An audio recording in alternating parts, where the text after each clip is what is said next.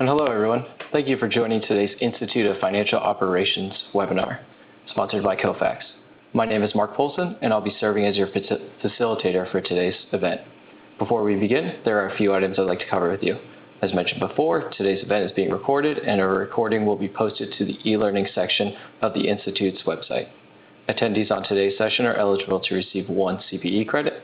To receive full credit, you must participate in all the polling questions throughout the broadcast. That concludes my housekeeping items at this time, and I'd like to introduce our speakers for today's session. Our first presenter is the president of Rousseau and Associates, Mark Rousseau. And our second speaker for today's event is the product marketing director of Kofax, Art Sarno. I'd like to now hand it over to Mark Rousseau to go over the agenda for today's event.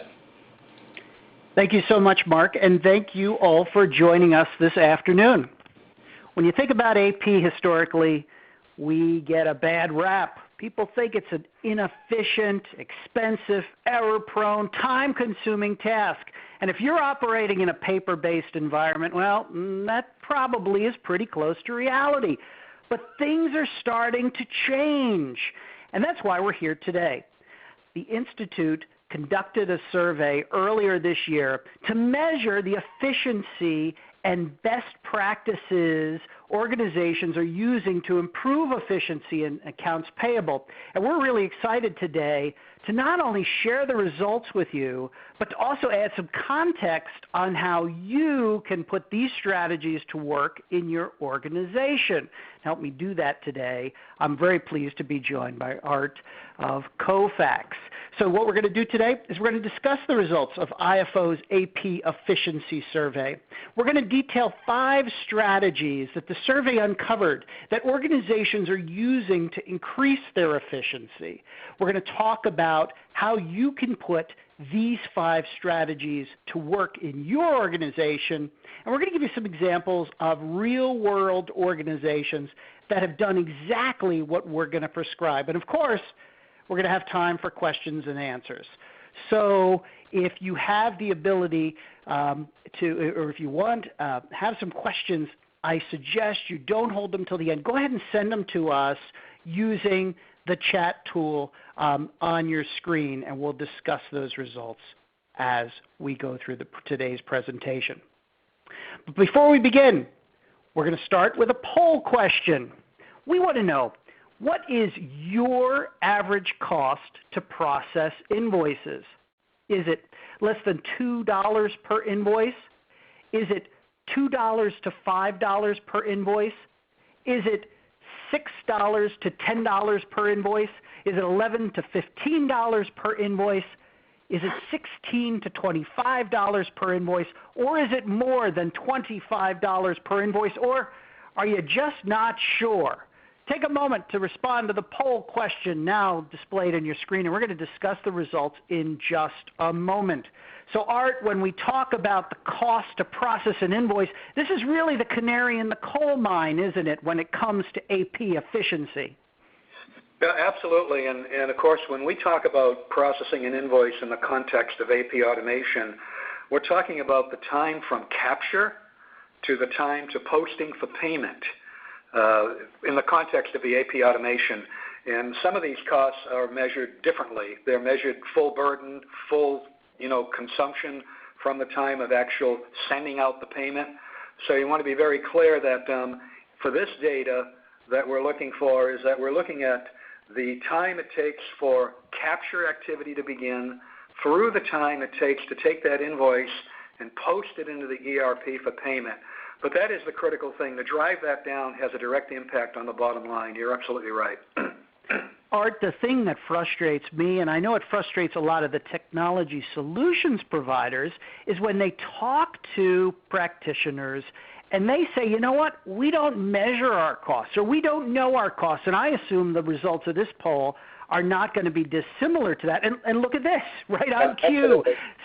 2/3 of the folks on the line aren't even sure their costs, and yet there's a tremendous amount of folks on the line today who are interested in improving efficiency. Isn't this step one to charting a journey to really optimizing your operations, understanding where you stand today? Absolutely, and I think there are tools that can be applied to be able to track the life cycle of the invoice from inception to payment, and we're going to be showing some of that I think will provide some insight to being able to measure that. You know, if you can't measure, you can't report, obviously. So among the people are to actually have a handle on their costs, it looks like the majority of them, or the plurality of them, say that their invoice processing costs range between $6 per invoice to $10 per invoice. Does that surprise you, or does that seem similar to what you're talking to with folks in an unautomated environment or a semi-automated environment? How does that fit? Yeah, it's a little higher. We're seeing things in the 15 range, but that's similar. And the goal is to drive that down by some significant percentage. But clearly we can do better than that. And so organizations are trying to do just that. And what they're doing is they're implementing strategies for improving AP efficiency, not only to drive down those costs, but also to accelerate their cycle times, reduce errors, capture more discounts, and improve visibility across the organization. And there's 5 key strategies that we're finding organizations are implementing. The first is multi-channel capture of invoices. That means any source, any format. You know, it used to be you could count on invoices arriving in the mail as paper. Well, today's environment is much different. You're very likely to receive invoices not only as paper, but also as emails, faxes, maybe even through a portal. And so today's capture technology has to be able to deal with all of those different formats and all of those different intricacies associated with them. Because at the end of the day, it's all about the data that drives the business. And so the first thing organizations are doing is thinking multi-channel rather than just paper. The second thing organizations are doing is they're recognizing that it's those approval and exceptions processes and invoice processing that really add a lot of time and cost and errors to the flow. And so what they're trying to do is implement extensible and configurable workflows to accelerate those approval and exception cycles. They want to find ways to eliminate the so-called sneaker brigade, those scenarios where invoices sit on someone's desk. Maybe they get lost. AIM statistics show that 10% of all office documents get misplaced, lost, or destroyed. This can't happen in an environment where we're relying on that data and those documents to drive financial supply chain processes. The third trend we're seeing is integration with any ERP or downstream system at the time of system deployment or at a time when you're acquiring another company and bringing along their existing systems. Organizations are spending a lot of money on ERP systems, and those systems require data in order to deliver the ROI that you're counting on. Additionally, information from downstream systems such as an ERP can help accelerate your invoice processing cycles. And so it's imperative that you not only integrate those solutions, but you have a syncing of data across these systems so that you're able to have a consolidated view of what's going on with your financial processes. The fourth trend we're seeing is increased demand for cash flow analysis, liquidity management, and spend management. Organizations learned through the Great Recession that they just didn't have a handle on what was happening with their cash, and by golly, they're not going to let that happen again. And they recognize that the accounts payable department has an awful lot of data flowing through it that can help drive their cash flow analysis, liquidity management, and supplier relationships. The problem has been historically all of that information is trapped on paper. And so now organizations are saying, let's capture that data, and let's uncover it, and let's do something with it. And the fifth trend is let's give suppliers self-service tools that are going to help enhance those relationships. So you've heard a lot about portals, but the ability for them to check on the status of invoices and payments, to communicate with you, to help accelerate exceptions and disputes, and to just strengthen trading partner relationships, perhaps through dynamic discount offers or even supply chain financing. And so earlier this year, the Institute conducted an online survey. We had 101 respondents to the survey. Most of the respondents were AP managers, AP team leads, AP supervisors, and AP directors. Among the industries represented, manufacturing, healthcare, and education were the most common, although we had representatives from all of the major industries. And about a third of the respondents were from organizations with more than $750 million in annual revenues. That's not to say that there wasn't a good representation of small and mid-sized businesses as well. Interestingly, we found most of the respondents to the survey process less than 100,000 invoices annually. And yet, as you'll see, their complexity of that processing is a big issue. So we talked about the topic of invoice receipt. We asked companies, how is it that you're receiving invoices today? 50% of the respondents to our study said they receive invoices via paper. When we look at statistics from organizations like IFO, we find that overall about half, maybe two-thirds of all invoices organizations receive arrive as paper invoices. Nearly 40% of the organization's volume received their invoices as emails. And additionally, we had about 20% of the invoices organizations receive arrive as EDI. So when we look at the breakdown today, we still see paper is about half of the invoices that organizations receive. Email is nearly 40%, and EDI, which is primarily used by large organizations, manufacturing and retail, is about 20%. Now, you might be wondering, why aren't these numbers adding up to 100%? We didn't use the governor on the tool to do that, so the numbers don't add up to 100% because we allowed respondents to not do the math. When we look at where the volume of invoices are going, we asked folks 2 years from now, what percentage of your invoices will arrive via the following channels? This is very interesting. Organizations told us that they expect nearly half of their invoices to arrive via email 2 years from now. Additionally, a third of their invoices, they anticipate, will be arriving via a supplier portal. Now, if you remember back on the previous slide, Supplier Portal only represented about 10% of all the invoices that are arriving in organization. So this is a tremendous increase that folks are expecting over the next 2 years. EDI is going to be virtually unchanged, and paper, organizations hope or expect, is going to take a significant drop. And what this tells us is that organizations are certainly optimistic that their invoices are going to become more electronic. Now, I know some of you out there are already thinking to yourself, hold it, Mark. Email invoices aren't necessarily electronic, and you're right. If you don't have the types of tools we're going to be talking about later today, and they require you to print them out and process them as paper, which is the case at many organizations, unfortunately. So this is a good news and bad news depending on what you do with some of the strategies we're going to discuss today.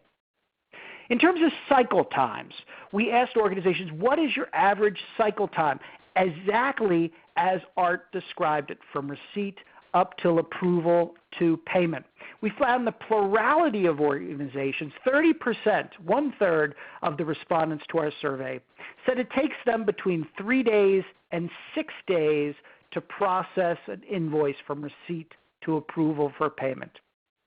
19% of the respondents to our survey said it takes them between 6 and 9 days to process an invoice. On the optimistic side of the ledger, we had 18% of the respondents who said it took them between 1 and 3 days, and 7% who said it takes them less than 1 day to process an invoice. So when I look at this, I have mixed feelings. A quarter of the respondents take 3 days or less to process an invoice. I'm curious if that is what you're all seeing in your organizations, or if you would fall into the camp with the significantly higher processing cycles. I also want to draw your attention to the 13% of organizations that say it takes between 15 days and 25 days to process an invoice. These are folks who really need to put the strategies we're discussing today to work for them.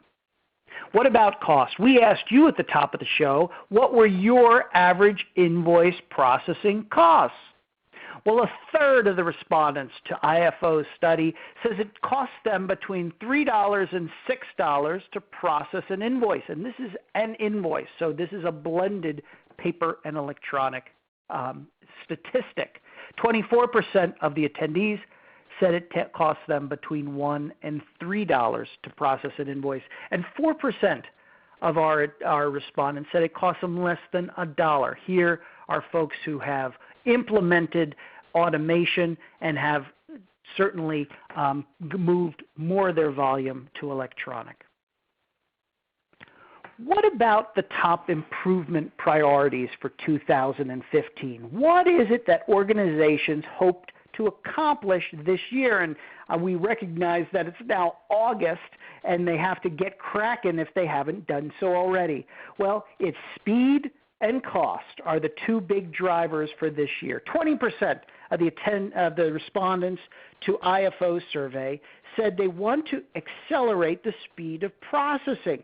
This is no surprise when you consider that 70% of CFOs want to capture more discounts. Certainly, that is a part of it. Additionally, there's the opportunity to eliminate late fees as well. 20% of attendees also want to reduce costs. So when you look at the previous slide and you see the significant number of organizations that are paying well above $6 to process an invoice, this is no surprise either. 17% of the respondents to IFO study identified error reduction as their top priority for 2015. This is a significant issue for controllers, interestingly enough. I don't know if we have any controllers on the line today, but when in another study I saw last year of controllers, they identified accuracy as one of the biggest challenges they saw in invoice processing, and it was the number one challenge controllers saw in disbursements, which to me go hand in hand.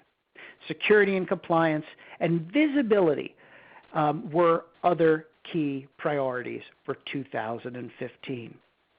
So with that backdrop, we wanted to know from our accounts payable respondents to the survey, what is it that are the most important metrics to them? What is it that they measure themselves against?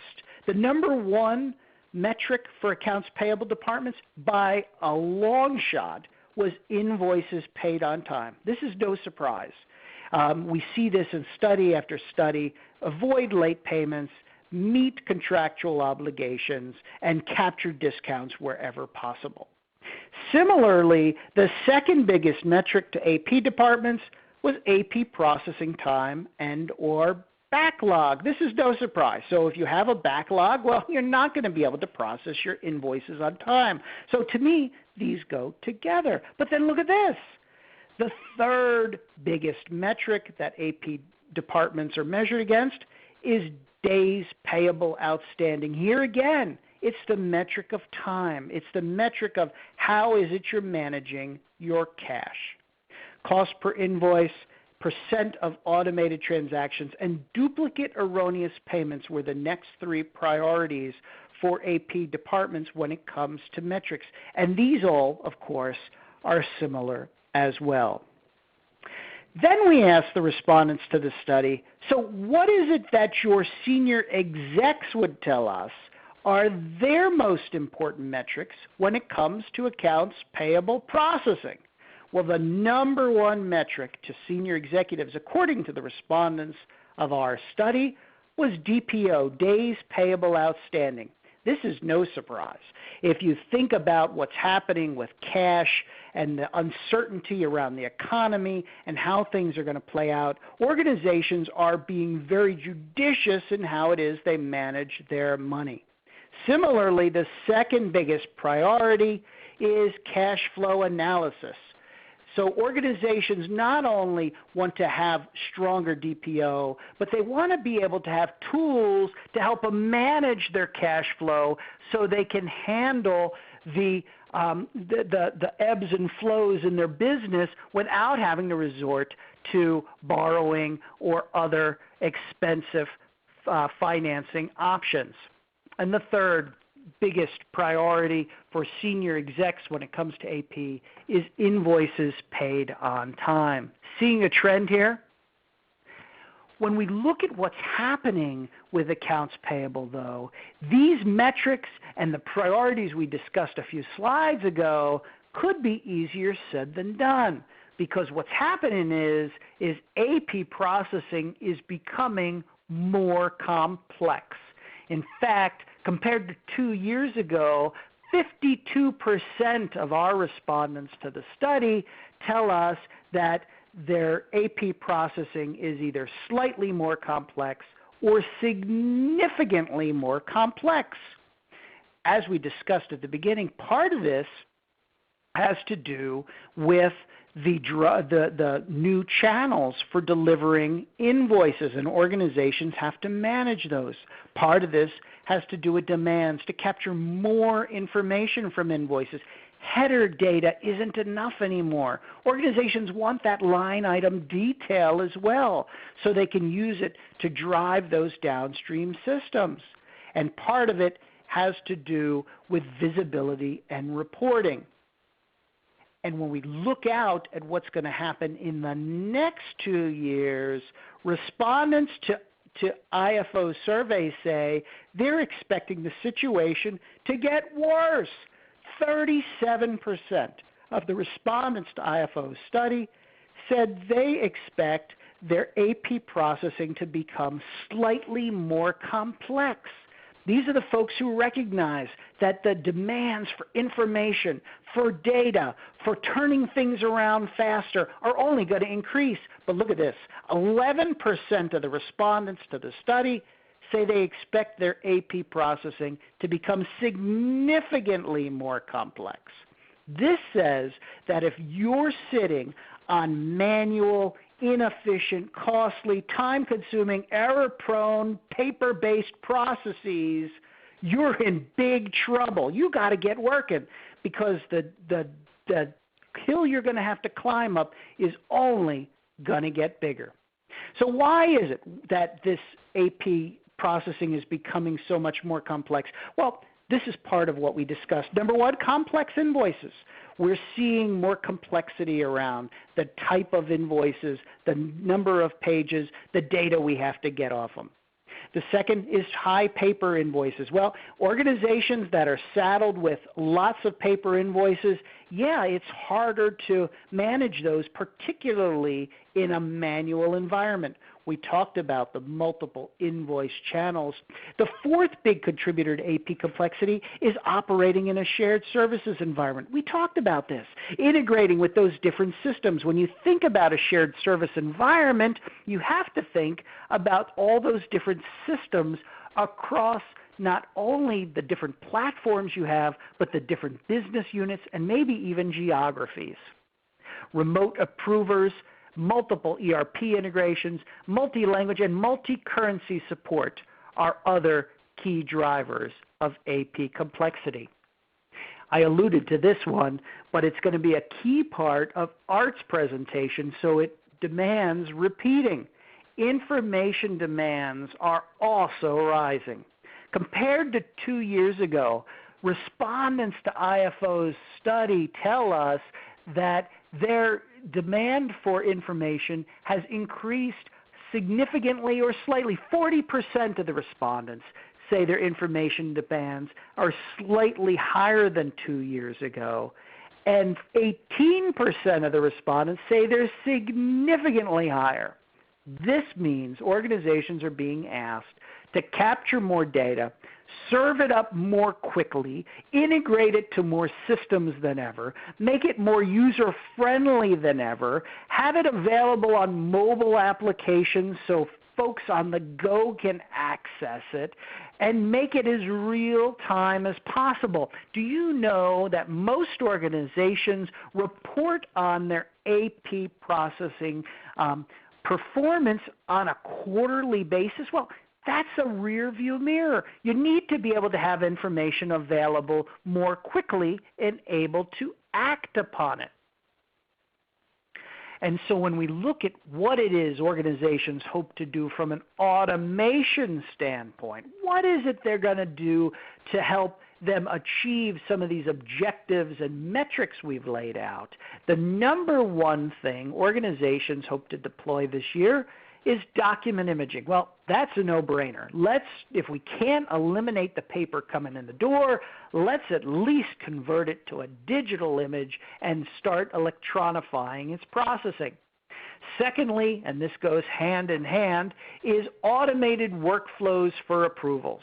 So organizations recognize they can take significant time and cost out of their processing through automated workflows. And when you saw all those different metrics and priorities around time, this is no surprise. Electronic invoicing. Here again, let's try and electronify those invoices, in this case, before they ever show up on your doorstep. And the fourth automation priority for 2015 is automated data capture. So if we do have paper arriving, or if we have documents arriving even as PDFs and emails, by all means, let's not print those out. Let's capture that data, extract it from them automatically. All of these priorities were identified in this order by respondents to IFO's study. One of the items that wasn't on a priority but is very interesting trend is the use of cloud-based invoice processing. We've seen technology become more compelling from an ROI standpoint to more and more organizations, and a lot of that has to do with the cloud. The cloud eliminates some of the capital expense and overhead associated with traditional systems, particularly for small and mid-sized companies, although it's perfectly fine for large companies as well. Our study found that about a third of organizations have either deployed cloud technology for invoice processing or plan to within the next 2 years. This might not seem too startling, but when you consider how far we've come in such a short period of time, this is really significant. And I think when we do this study next year, you're going to see even more growth in this space. Similarly, we've seen about a third of the respondents to the study say they have already deployed or plan to deploy mobile capture for supplier invoices. Mobile is opening up a whole new door for accelerating invoice processing by enabling mobile device users to capture those invoices at the point of presentment. And this gets them into the on-ramp of processing even faster and eliminates postage and mailing and lost documents and rehandling as paper. This can really accelerate the process and enhance those supplier relationships. And that brings us to our next poll question, which is now displayed on your screen. We want to know, which of the following is your AP department's biggest challenge? Is it timeliness, accuracy, compliance, or productivity? Take a moment to respond to the poll question now displayed on your screen, and we're going to discuss the results in just a moment. So Art, when you're talking to organizations today, what are they telling you is driving the bus toward automation? Well, we're seeing an awful lot of people, and this was confirmed in the TAP in 213 and again in the 214 study from the Accounts Payable Network. Error reduction is a big, big issue with people, and this, of course, impacts timeliness, it impacts compliance, it impacts productivity, but the underlying root is the ability to transform that document into meaningful information. So it's that whole process of heading toward paperless. But error reduction we're seeing as a big, big issue, and that does impact all of those elements that we're seeing up on the screen, Mark. Are you hearing from organizations the same pressures around cycle times that were shown in the study that we did with IFO? Absolutely. Processing time is efficiency of processing, labor required for processing, all of that in terms of turning it around, especially as the volume increases. Well, Art, we asked our... Okay. Go ahead. Go ahead, sorry. No, I was going to say, we asked our attendees what was their AP department's biggest challenge. More than a third of the attendees, Art, identified timeliness as their biggest challenge in their organization. Nearly as many, 30% of the attendees, said productivity. That was followed by accuracy and compliance. Does any of this surprise you, Art? No, not at all. Very, very consistent with all of the findings. What stands out when you walk into an organization? What is it you're looking for when, trying to observe when they're telling you, we have a problem with timeliness? Are there certain things you typically know you're going to see in terms of processes that they're probably doing today versus what they can be doing with an automated environment? Our strategy in Discovery is to collect empirical data. So we will watch the whole process of the invoice inception, the coding, the verification, the extraction, until that invoice is in a state of hygiene where it can be processed through the automation cycle. And that's one of the reasons we offer some of our solutions in stages, so that we can align with the challenges that are facing the company, typically starting at the capture side. We didn't talk much about compliance in our study, but the fact is I'm hearing more and more organizations recognize the inherent security and compliance risks associated with paper invoice processing. Are you seeing more of these automation projects being driven by compliance and security fears?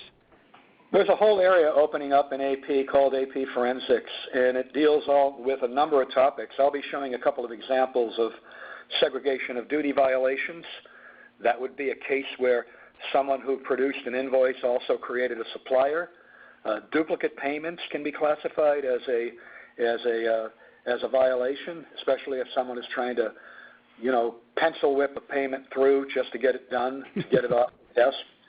And there's a deeper area in the forensics area where one can track all of the processes, identify those which are optimized, those which have been abdicated or worked around in order to get to an end result. So that's a big area for us going forward. So I think we've set up what some of the trends are and what some of the challenges are. Art, it's your turn to tell us about some of the solutions. Absolutely. Thank you, Mark. I'd like to now show you some specific technical examples that we have in our solutions of addressing these 5 strategies that we brought forward.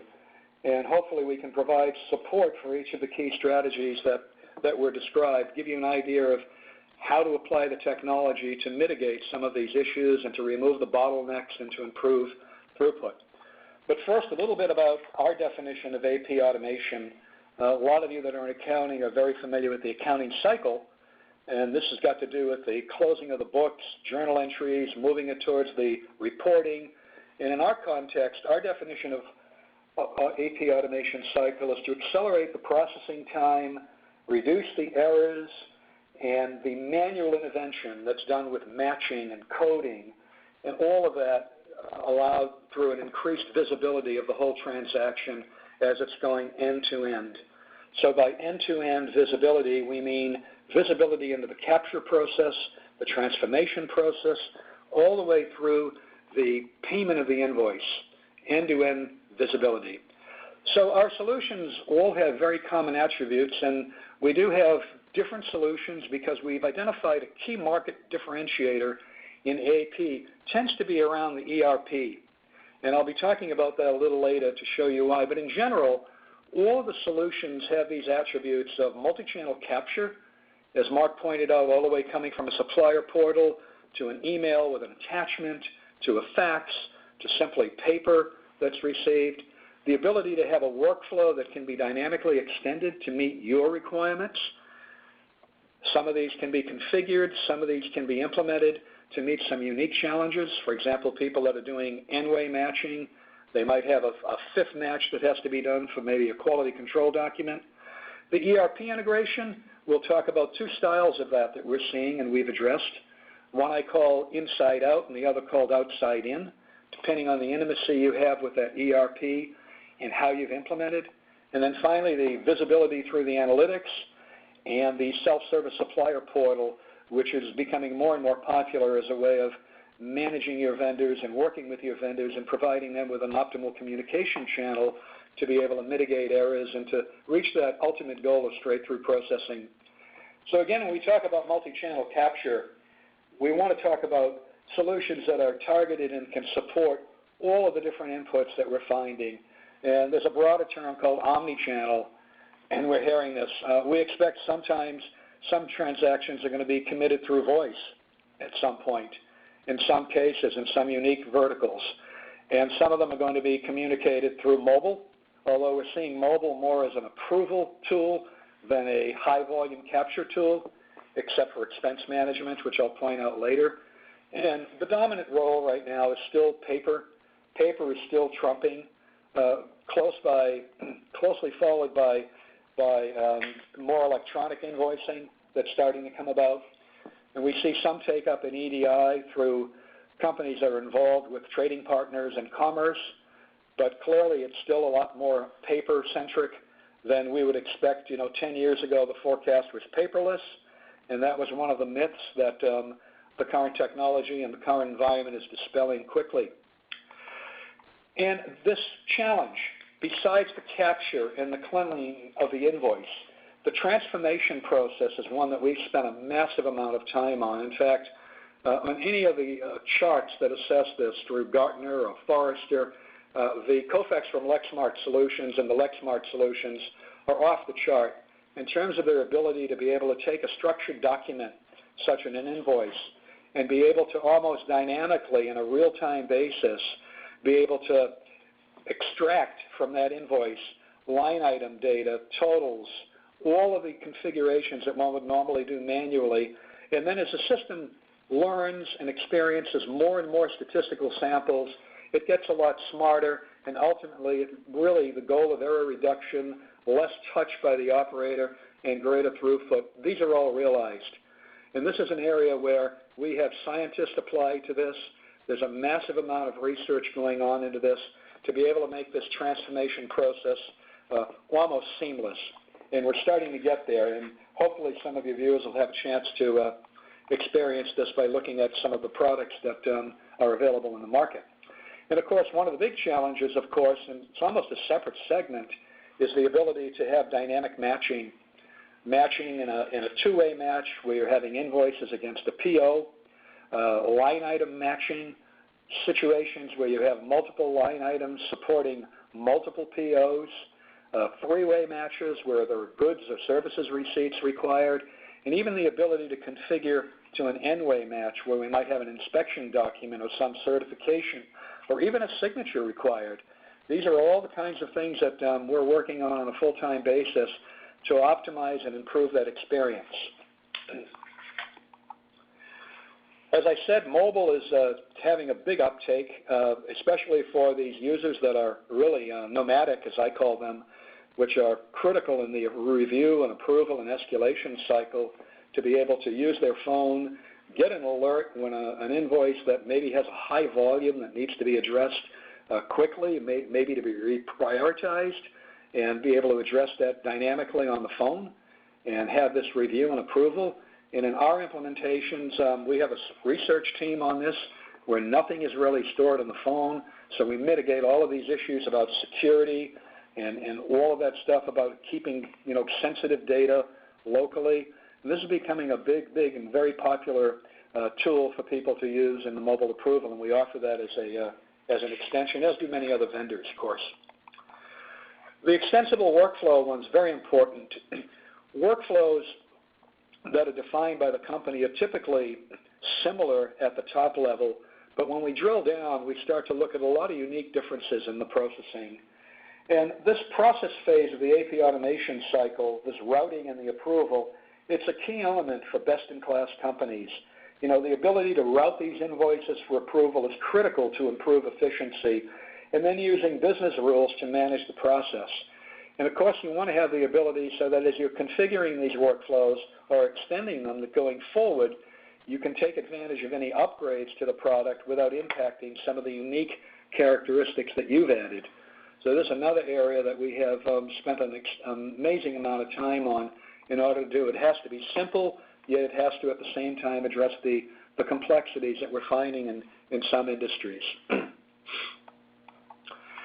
The ERP integration, as I said, there are really two styles that we're finding, and we have specific products that address these.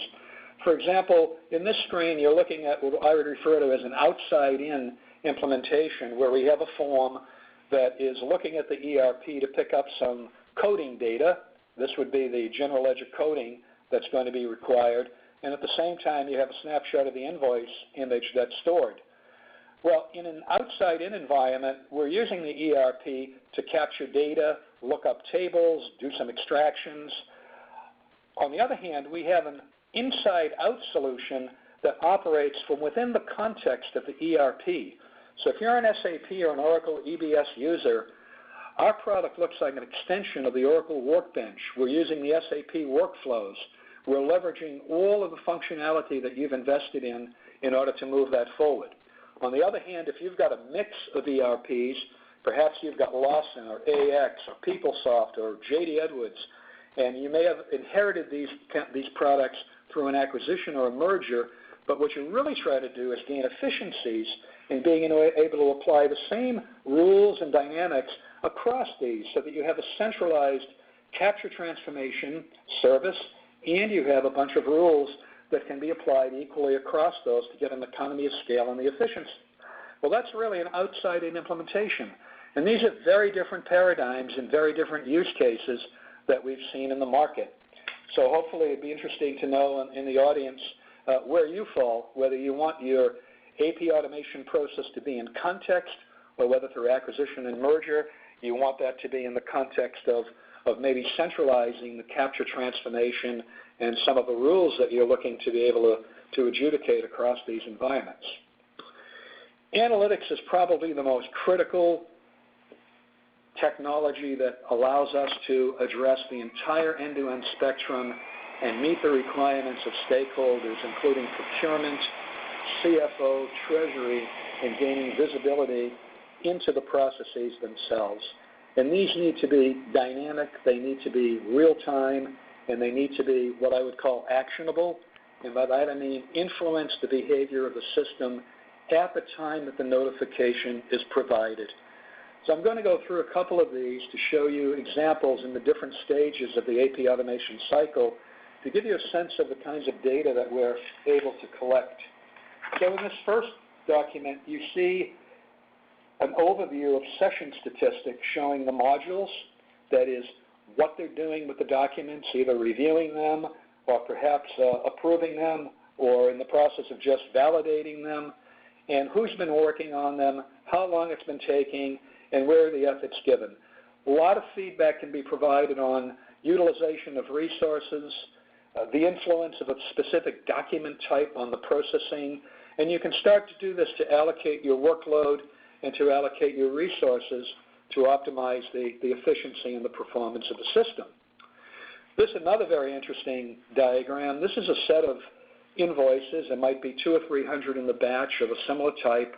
And here we're looking at specific fields to take a look at the validation process and to the extent that we are able to read and transform with confidence that data. And of course, we're flagging critical issues like false positives, where the system says, hey, this is correct, but really it's wrong, such as that bottom right corner you see in red. And again, this provides an amazing amount of feedback on improving the whole process, perhaps by collecting more statistical samples, perhaps by talking to the supplier about, hey, clean up your invoices. We're getting a lot of smudges. We know in China, for example, they use a lot of stamps all over their invoices. And we have to be careful about being able to redact those or eliminate those from the process. And in some cases, we're finding that certain invoices can't come through without signatures on them. We have to be able to, in the extraction phase, introduce the ability of being able to read an electronic signature. And this is an example of the traditional paper type invoice that would come in, looking at the fields, doing the extraction, and then providing a validation. Another one is, as we move down the cycle, we want to take a look at the behavior of the invoices in flight. Where are they in terms of the progress? What stage are they in? How many are there? And then have the ability to drill down to look at these in detail and perhaps maybe reallocate them or prioritize them to improve flow. And if you look at the chart I've shown you across the top, you'll see that we've organized the analytics across the whole cycle: productivity improvements, paying invoices, managing cash, removing bottlenecks. These are invoices that need to be escalated, managing suppliers, managing compliance, managing discounts, etc. And of course, this can all be configured. And here's a dashboard that was created where the particular reviewer would like to look at the invoices due by specific departments, the discount opportunity associated with them, and also the accrual liability for the in-flight invoices that haven't been processed. And whether you're doing it outside in or inside out, we're looking at the invoices that are in the ERP. They might be parked or they might be blocked, including those that are in flight in the system. So this is a very holistic view of the environment. It's not just segregated to a specific subset. And it's also telling you the stage that the invoice is in and exactly who's working on it through a drill-down mechanism that's provided. This is another chart which introduces the Actionable Analytics, which we think is a critical go-forward requirement for all analytics products.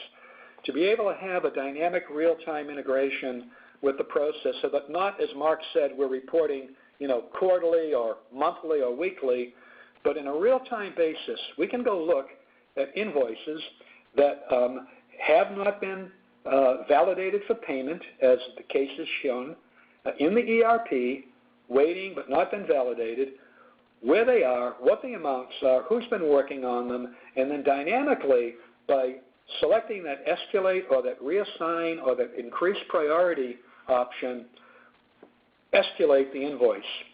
And that will happen real-time basis. And if it was on a remote approver that was required to do the approval or to do the priority escalation, they would be notified. They'd be given a message on their phone. They'd be given a hot link back to the system to be able to implement that process. So it's very powerful, and it's starting to become a requirement in all of our analytics products. Here's another example. We have an invoice on the left side that is due to be paid on February 2nd. You'll notice in the top left corner that today's the 31st of January, and someone realizes it's at $75,000, and we have a discount that we'd like to take on that. And you may not realize it, but one of the metrics that we found is very interesting is that a 2% net 30-day, 2% 10 net 30-day discount is equivalent to a 36% annual savings. Now, that may seem, a little orthogonal, but the point is, if you have enough of these and enough transactions going on, this represents millions and millions of dollars of cash that can be made available by being able to effectively capture these. So again, if you just do the math and take 2% net 10, net 30, and you run the math on this model on an annual basis, you come out with a staggering number of 35% or 36% annual savings. Then we have the ability, of course, to have a user define some specific snippets that they might want to carry with them, either on their phone or their laptop, or perhaps in the morning, and take a look at these snippets as the thresholds appear to be able to take action. So again, the analytics are granular enough to be able to discombobulate them and reorganize them and assemble them so they're meaningful to you. In a minute, I'll show you an example of a dashboard that was configured using the same kind of technology. And then as we move along, the last and the most important for the suppliers, of course, is a supplier portal. And the supplier portal, in our case, we're not talking about a vendor network. We have an association at Lexmark with Talia that provides functionality such as dynamic discounting. But we also offer a supplier portal that the accounting department could offer to their suppliers. This is a hosted system, and the supplier simply gets an invite through an email, a URL. They log in. They're already boarded in terms of who can use what permissions they have, and all of that. And they can begin immediately to submit invoices. They can do some creative things such as a PO flip, convert that invoice into a PO, immediately eliminated a critical step. They can take a look at the invoices awaiting approval or payment, or those that have been paid, or those that have been canceled. They can drill down on these invoices, and again, this is real-time access to the system. And the most important value add of this that we found is about 25 to 30% of the cost in supplier interaction is routine communication. We've collected some of these messages, that come in and get something like, where's my invoice? When are we going to get paid? Did you receive it? All of these add up to a massive amount of labor that can be saved by implementing an effective portal.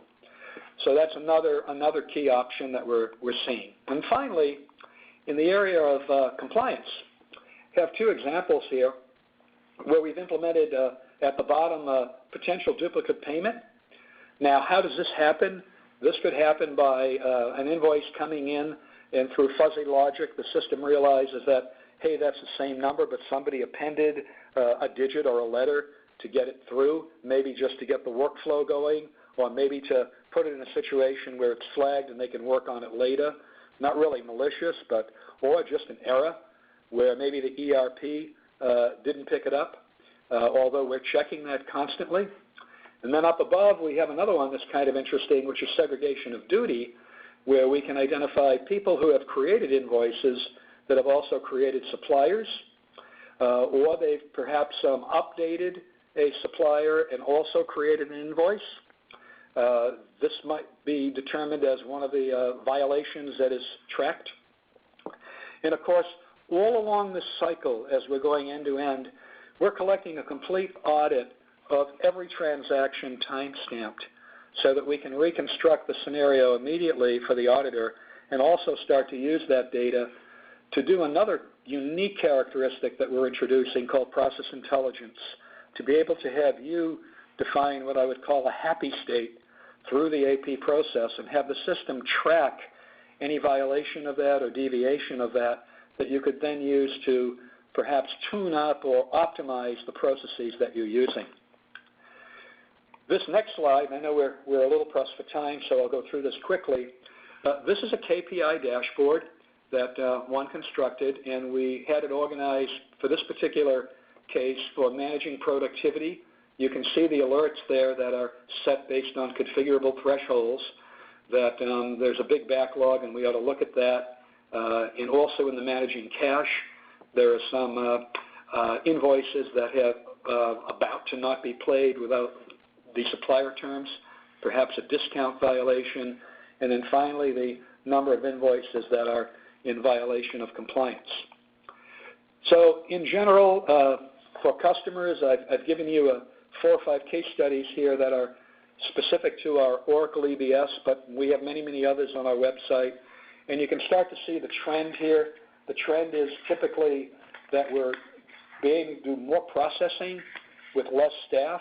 That staff can be allocated to more productivity tasks and things that are really, value-added tasks. The cost of the invoices and the processing time and the past due invoices being addressed. All of these characteristics and attributes line up with some of the things that we found in our study. So I think that that'd be very beneficial for you to look at and gain some insight by looking at the case studies. One of these university hospitals, we have a complete webinar that shows you how they approached it, what the use cases are, what the challenges were, and what the improvements were in detail. So, Mark, Thank you so much. Now summarize for us all of these. Thank you so much, Art. And as our survey and Art's presentation illustrated, when we look at AP processing, cycle times as well as costs remain high, especially when you're in a manual environment. And there's a lot of factors that contribute to this. We discussed those in good detail.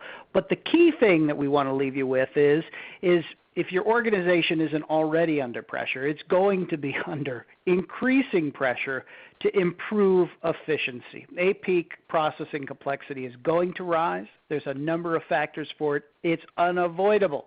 And complicating things, somebody in your senior finance suite is probably putting more demands on you for visibility and analytics. So when we look at the solutions, technologies like document imaging, workflow, automated data capture, these are the priorities that your peers have put on their organizations for 2015. And the strategies that Art described in great detail are going to help you not only to get success with those technologies, but also to help alleviate some of the pressures you're facing in your organization.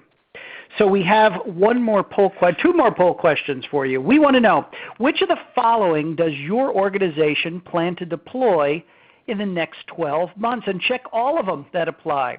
Automated data capture, extensible workflows, ERP integration, analytics, a supplier portal, or none of the above. Take a moment to respond to the poll question now displayed on your screen. We're going to discuss the results in just a moment. Art, what is the single biggest one from this list that you hear when you talk to organizations today? Well, depending on the state of the capture activity, improving that process is a number one because we want to get to that error reduction. And again, we're finding that our customers are in different stages. So in some cases where they feel they have that addressed, their next step is to look at the process improvement for the workflow. And the assumption is always that the ERP integration will be in place. I mean, that's one of the requirements that we have. And depending on the persona, if we're talking to the CFO, of course, he wants to take a look at the state through the visibility and insight that's provided through analytics. And as you can see here, it's fairly well distributed. And I think that that speaks to the issue. It's good to see the Supplier Portal interest because we see that as well. Yeah, we're as well as automated data capture and extensible workflows and analytics. One final poll question. What was your primary purpose for attending today's webinar? Were you looking for solutions? Were you gathering background information? Are you looking to improve your legacy systems? Are you just curious about the subject? Or did you need some credits? Take a moment to respond to the poll question now displayed in your screen, and we're going to discuss the results literally in just a second. So, Art, if somebody is interested in getting going on this, they're all excited about everything you just told them. Today they probably have a manual or semi-automated environment. What's the first thing they should do to get going on their path to fully automated environment? They should look at our webinar, Building the Business Case for AP Automation, Mark. I think that's the first step because we need to get justification. We're always competing with resources. We're competing with budget and all of that. But effectively, the first thing to do is to take a look at the business case justification, and then we recommend a proof of concept pilot or some very targeted things. So, for example, I'm seeing a number of issues about looking for improvement. Well, if that's process improvement, do some kind of a proof of concept where you can implement the system on a short-term basis, take a look at the processing improvements for some subset of sample invoices, then take those measurements and show them to the stakeholders. So I think another valuable thing would be for people to take a look at that webinar as well, gain some more insight. With that, I think we have a few questions, Mark, from the audience. We do. Our first question is for Art. How complex is it to integrate these types of solutions with an ERP system? Well, again, if the solution is outside in, as I described, and you have that kind of a configuration. So, for example, if you're an AX user and you want to use the workflows that are provided by the vendor and the capture transformation and all of that, really what we're looking at is integrating more specific tables and updating specific records. So really it's just a matter of understanding, for example, where the general ledger data is kept, where the invoice registers are kept. It's really a table integration. It's done through either a RESTful interface, a web services interface, or probably lastly an API. But in general, these are just services interfaces to that ERP. If you're an inside-out user looking at SAP, for example, in that case, in our case of solutions, we would leverage all of the SAP workflows and all of the SAP functionality and transaction codes and transformations that are endemic to that application. So that's really your first step. Perfect. Next question. Can you discuss the cost of an AP automation solution and how that aligns with other barriers to entry to implement? What are the most willing to pay for an AP automation solution? $10. Yeah. It's all. No, I think a mistake a lot of organizations make, Art, is they try to cost justify AP automation solutions solely on labor takeout. And I think that the industry has become more mature over the years to recognize that while labor savings in a highly manual environment are going to be a significant part of the freight, there's a lot of other variables that go into a business case. So there's accelerated cycle times, there's improved supplier relations, there's the elimination of late fees, the ability to capture more early payment discounts, the ability to better manage spend with vendors and to make sure that you're abiding by negotiated terms. So there's a lot of variables that go into a business case. Art mentioned accuracy as a key driver he's seeing, and certainly duplicate payments is very painful for organizations that are in a highly manual environment. So my answer to that question would be to do exactly what Art said. Benchmark your current organization. Art and other vendors have great resources for identifying areas you should look at to build a business case, and then bring in the vendors to help you understand how you can get solutions to those key pain points that you have. Okay. But be leery of anyone who tells you flatly what the system will cost before they've laid eyes on your operation or your current benchmarks. The other point I'll make, the final one, is on cloud, you really have to look at total cost of ownership. Oh, yes. That's so important. Okay. Next question, and last question unless any more come in. What is the biggest misconception about these technologies? I'm sorry, what was that? What would you say is the biggest misconception about these types of technologies, the AP automation solutions? Well, that they don't require collaboration between the end user and the vendor. I think that when you start to get the implementation done, you have to have a working collaborative team on both sides to get that in. These are not, the kinds of solutions that we provide are not plug and play. They are solutions that are addressing very complex scenarios, although at the lower end they tend to be more configurable. But as we get into more complex acquisition merger, there's got to be a real tight, collaboration between the two groups to make sure that we're building the business case and the requirements correctly. I'd say one size fits all. I think too often organizations. That's what I meant by plug and play, right? Yeah, I think you're absolutely right, Art. Too often folks get too excited about the demos or the brochures they see from vendors, and they say, I want that, without recognizing that their current workflows and processing requirements have been hardened over the years, and there's very important reasons for doing things the way they do them. That's not to say there isn't opportunities for reengineering. It's just to say that no two organizations are exactly alike. And so I think you need to make sure you diagram your workflows, you understand your requirements, and you make certain that whatever solutions you're looking at are able to meet those unique requirements and workflows. Otherwise, you're going to get down the road, and it won't be too far before you realize you bought something that's not a good fit for your organization.